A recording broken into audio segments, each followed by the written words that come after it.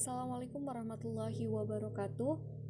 Perkenalkan, kami dari kelompok 9 yang beranggotakan Gusti Rahmat Hidayatullah dengan NIM 18171021004 dan saya sendiri Husnul Khotimah 18171021009. Pada presentasi kali ini kita akan membahas tentang bullying atau perundungan. Oke, langsung saja. Pengertian bullying. Istilah bullying atau bully berasal dari bahasa Inggris yang bermaksud menggertak atau menindas. Namun istilah menggertak atau menindas itu tidak sesuai digunakan sebagaimana padan kata bullying karena tidak mencakup keseluruhan maksud dari istilah bullying. Nah, istilah yang paling tepat untuk istilah bullying dalam bahasa Indonesia adalah perisakan yang berasal dari kata risak yang bermakna mengusik atau mengganggu secara terus-menerus dengan berbagai olok-olokan. Namun, Menteri Pendidikan dan Kebudayaan Anies Baswedan lebih cenderung menggunakan kata perundungan atau rundung bagi padanan istilah bullying. Perkataan perundungan atau rundung dapat mewakili istilah bullying yang bermakna mengganggu korbannya atau mengusik secara terus-menerus seperti melakukan intimidasi, penghinaan, pemalakan, pemukulan, penindasan, atau pengganggu orang lain yang lebih lemah sehingga korban terluka atau depresi. Ya, yang selanjutnya ada konsep bullying. Konsep perundungan di Indonesia hampir sama dengan konsep perundungan di negara-negara barat. Bahkan banyak artikel yang menulis tentang isu atau perkembangan tindakan perundungan dikutip atau diambil dari beberapa pakar dan berbagai referensi ya dari negara-negara barat.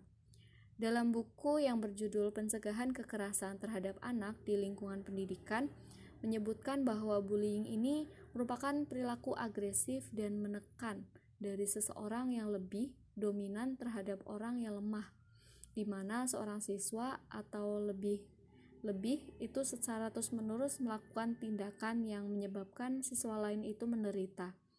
Nah, kekerasan terhadap siswa yang lebih lemah itu memiliki banyak bentuk ya. Yang pertama yaitu ada secara fisik, baik itu memukul, menendang, mengambil barang milik orang lain. Terus yang kedua yaitu ada secara verbal, yaitu mengolok-olok nama siswa lain, menghina, mengucapkan kata-kata yang menyinggung. Yang ketiga yaitu secara tidak langsung, yaitu menyebarkan cerita bohong atau fitnah, mengucilkan, menjadikan siswa tertentu itu sebagai target humor yang menyakitkan, mengirim pesan pendek atau surat yang keji gitu ya, mengolok-olok nama merupakan hal yang paling umum ya, karena ciri-ciri fisik, suku, ras, atau mungkin warna kulit itu sering banget terjadi di zaman sekarang ini. Ya, yang selanjutnya ada teori bullying, yang mana menurut Olweus dalam buku Helen C. dan Dawn G.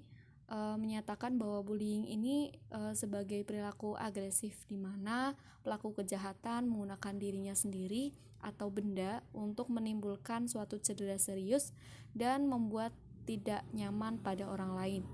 Sedangkan menurut Diana Haryana, secara sederhana, bullying ini dapat diartikan sebagai penggunaan kekuasaan atau kekuatan untuk menyakiti seseorang dan atau kelompok ya, sehingga korbannya itu merasa tertekan, trauma, dan tidak berdaya.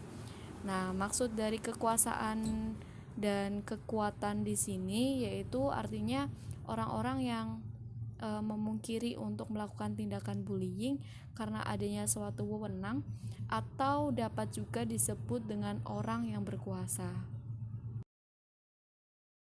Ya, yang selanjutnya ada unsur bullying.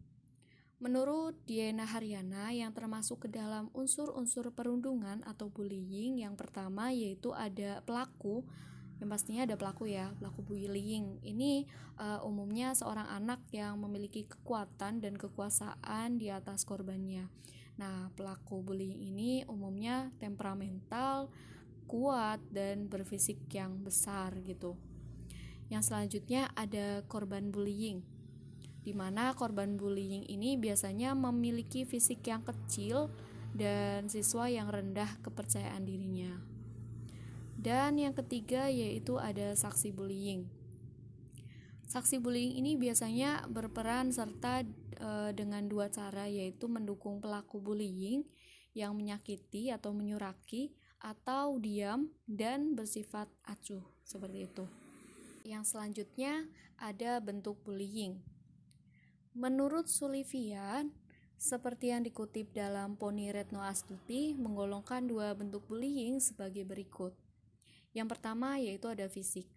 Contohnya adalah menggigit, menarik rambut, menjambak, memukul, menendang, dan mengintimidasi korban di ruangan atau dengan menggitari, memelintir, menonjok, mendorong, mencakar, meludahi, dan merusak kepemilikan korban, penggunaan senjata tajam, dan perbuatan kriminal.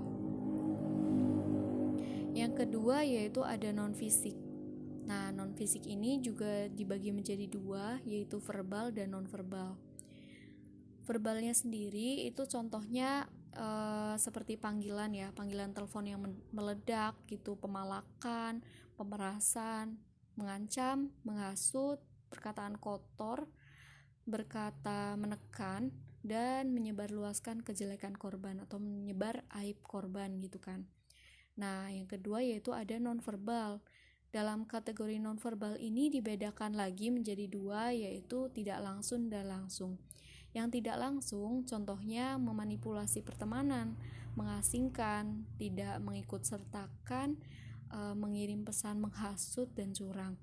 Sedangkan yang langsung contohnya melakukan gerakan tangan, kaki, atau anggota badan lainnya dengan cara kasar, menatap dengan tajam, menggeram, hentakan mengancam, atau menakuti.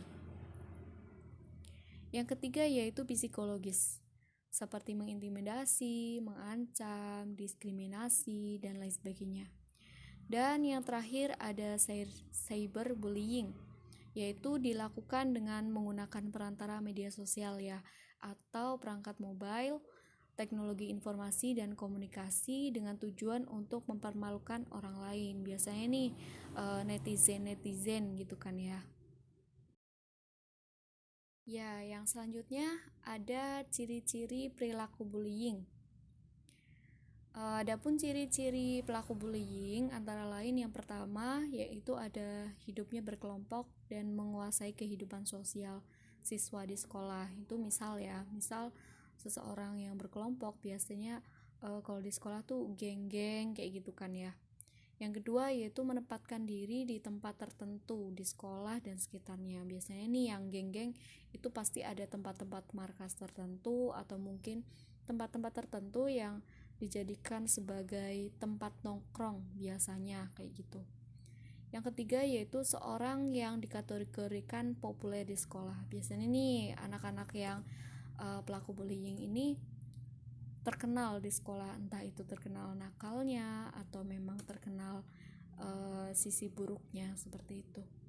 Dan yang selanjutnya yaitu gerak-geriknya seringkali dapat ditandai dengan seringnya berjalan di depan, sengaja nabrak, berkata kasar, menyepelekan atau melecehkan, seperti itu. Pembahasan yang terakhir yaitu dampak bullying. Dampak bullying ini ada dua, yang pertama dampak negatif dan dampak positif. Nah, dampak negatifnya sendiri, anak-anak yang menjadi korban bullying ini lebih beresiko mengalami berbagai masalah kesehatan ya, baik fisik maupun secara mental. Adapun masalah yang lebih mungkin diderita anak-anak yang menjadi korban bullying, antara lain yang pertama yaitu ada munculnya berbagai masalah mental seperti depresi, kegelisahan, dan masalah tidur. Masalah tersebut mungkin akan terbawa hingga dewasa karena memang itu tekanan seperti itu.